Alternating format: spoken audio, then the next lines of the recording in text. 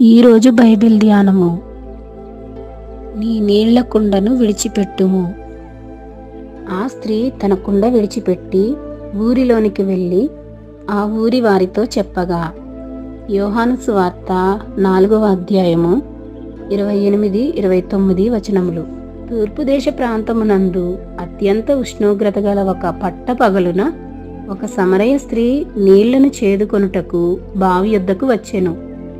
అచ్చట ప్రభువు ఆమెను సంధించి ఆమె యొక్క అనైతిక జీవితమును ఒప్పింపచేసెను. ఆ బావి యొద్ద ఒక లోతైన శుద్ధీకరణ క్రియ, రూపాంతర క్రియ ఆమె జీవితంలో జరిగింపబడెను. నిత్య జీవమునకై వానిలో ఊరెడి నీటి బుగ్గ గురించి యేసు ఆమెతో చెప్పినప్పుడు తన వద్దనున్న మంటి నీళ్ల కుండతో ఇక అవసరం లేదని ఆమెకు అనిపించెను.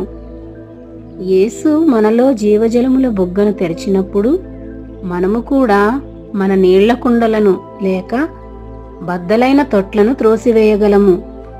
నా జనులు 2 నేరములు చేసి ఉన్నారు. జీవజలముల ఊటనైన నన్ను విడిచియున్నారు. తమ కొరకు తొట్లను అనగా బద్దలై నీళ్లు నిలువని తొట్లను తొలిపించుకొని ఉన్నారు. ఇర్మియా గ్రంథము 2వ అధ్యాయము 13వ వచనము. బద్దలైన తొట్లు అనగా క్షణభంగురమైన లోక కార్యములపై నమ్మికయుంచుటను, వాటిని ఆశ్రయించుటను చూపుచున్నది. ఆ సమరయ స్త్రీ కనీసము ఇతడైనా తనను సంతోషపరచునేమో అని ఊహించుచు తన భర్తలను ఒకరి తరువాత ఒకరిని మార్చుచూ వచ్చిన విధముగా దేవుని పిల్లలమైన మనము కొన్ని పర్యాయములు నిత్య మహిమల మీద కాక ఇహలోక వ్యర్థములపై మన హృదయములను పదిలపరచుచున్నాము.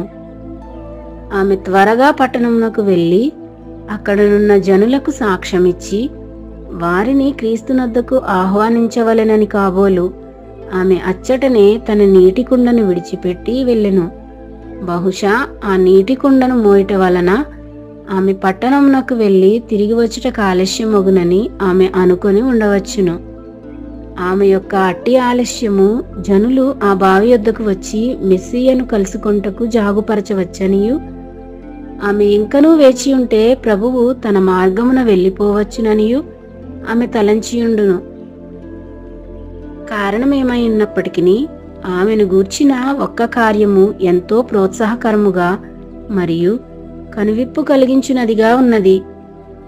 యేసే మెస్సియా అని ఆమె ఎరిగిన వెంటనే ఆమె తన సమయమును వ్యర్థపరుచుకొనదలచలేదు. ఆమె తన గత జీవితమునంతటిని వ్యర్థముగా మరియు గర్వముతో గడిపెనని గ్రహించెను. కనీసము అల్పమైన నా శేష జీవితమునైనను నిత్యమైన విలువల కొరకు వెచ్చించెదనని అనుకొనెను. ఈ వీడియో యొక్క పూర్తి స్క్రిప్ట్ కావాలంటే దయచేసి డిస్క్రిప్షన్లో చూడండి. అలాగే ఛానల్ను సబ్స్క్రైబ్ చేయండి మరియు వీడియోలను క్రమంగా అనుసరించండి.